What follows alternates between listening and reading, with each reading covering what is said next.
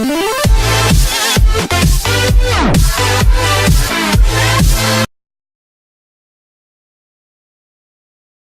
tradition unlike any other firing season is upon us once again in college football. For backdrop, we return to an occasion 10 years ago this week, when England failed to qualify for Euro 2008 soccer with a garish 3-2 loss to Croatia at Wembley, and manager Steve McClaren got pilloried for using an umbrella against the drizzle during the game, and McClaren came in to meet reporters, and the first question doubled as a four-word marvel of concision: "Have you resigned yet?" He was gone only the next morning, but it did present a question of etiquette: how soon do you fire the soon-to-be fired? Arkansas answered with novelty on Friday, ending its 5 seasons of Bret Bielema at 29-34 with Bielema saying, "I was informed coming off the field I would no longer be the coach at Arkansas." Bielema, who just went 1-7 in the Southeastern Conference, did say he appreciated not getting dangled, which often can happen for periods of time longer than either the minutes or seconds of Bielema's doubt. Often, it takes a day, even. While it called to mind whether the futurist 21st century eventually might feature a coach fired during a game, it epitomized the goings-on on a college football Friday packed with stuff even while not being a Saturday. Iron Bowl, Alabama State holiday, has become the college football game of the year. It featured a coach fired before he could appear and discuss whether he might be fired, a coach who seemed fired but wasn't quite, a coach who reached 11-0 in a mind-altering finish and might replace one of the fired coaches, a large upset in Pennsylvania and a small brawl in Texas. Also, Chip Kelly is around. At Nebraska, they took the traditional approach, allowing a coach to go home and go to sleep before potentially firing him after their worst season in the last 56. It gave Mike Riley the chance to say to reporters in Lincoln, after the 361st consecutive sellout there, "I truly believe I'm exactly the right person to do this."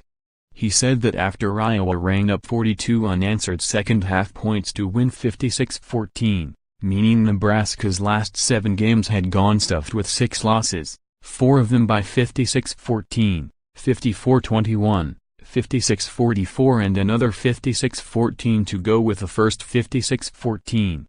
He said that after a season when Nebraska's leading rusher had 493 yards, an infraction once believed to carry, under Nebraska law, a steep fine and a moderate period of incarceration. Riley's record after 3 seasons stands at an utmost definition of clunkiness, 1919. When Bill Jennings went 3-6-1 in 1961, they went up to Wyoming and got a Bob Devaney, who had gone 35-10-5, and Larry Meehan might just have worked out. He worked out to 2 national titles and the creation of a program that long since stopped considering itself 1919. Bob Devaney is not walking through that door, but somebody else might. Oddly, while Riley coached in Lincoln, a former Nebraska quarterback coached 1,200 air miles away in Tampa in a game of a substantial zaniness.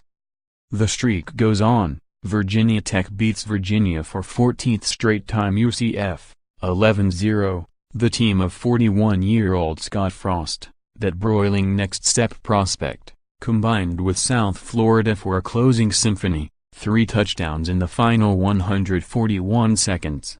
When UCF quarterback Mackenzie Milton flipped a 23-yard screen against the blitz to Otis Anderson for a touchdown and a 42-34 lead with 2:21 left, Frost's brilliance glowed. When his defenders let South Florida's Darnell Solomon behind them for an 83-yard touchdown pass from Quinton Flowers with 1:41 left, and the game wound up tied 42-42, Frost's brilliance ebbed.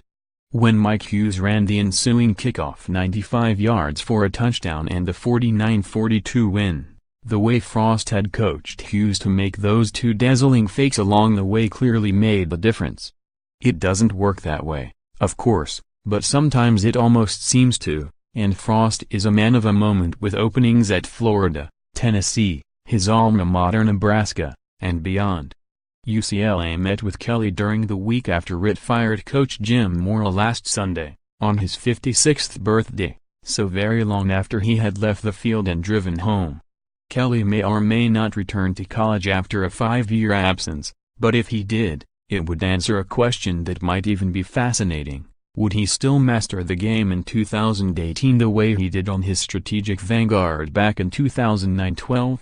With all the coaches going places or going home as with every November, it's worth repeating that Pat Narduzzi went to halftime.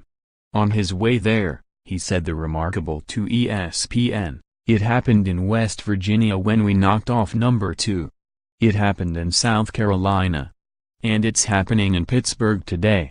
He meant that a 4-7 Pitt team had gone into Morgantown, W.Va, in 2007 and destroyed the BCS championship game hopes of the tremulous number 2 ranked locals, that a 5-4 Pitt team had gone into number 2 Clemson last November and doled those in orange their only loss, and that he had a forecast, a 4-7 Pitt would hang on to its mirror,